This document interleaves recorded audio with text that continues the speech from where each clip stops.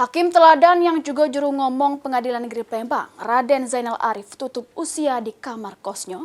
Pada Rebo pagi sekira jam 7, sesudah dilakukan upacara pelepasan, almarhum langsung diberangkat ke Bandung untuk dikubur ke pemakaman keluarga.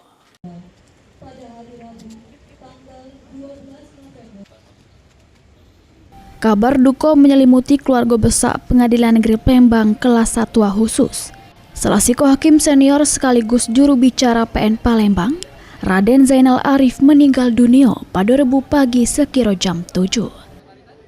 Diketahui almarhum ditemukan meninggal di kamar kosnya di kawasan Jalan Dwi Kora Palembang sesudah penjaga kos yang curiga almarhum dak kunjung metu dari kamarnya.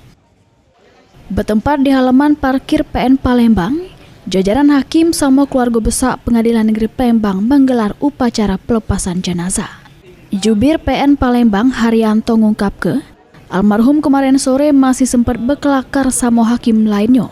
Dak kate tanda-tanda sakit dari almarhum, bahkan pagi tadi almarhum masih sempat beraktivitas sebelum berangkat ke kantor.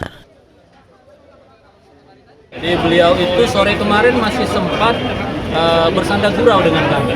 Kebetulan kami satu ruangan juga dengan beliau, sempat bersanda gurau. Jadi hal yang aneh, tidak ada tanda-tanda kalau memang dia sakit dan sebagainya, aktivitas seperti biasa.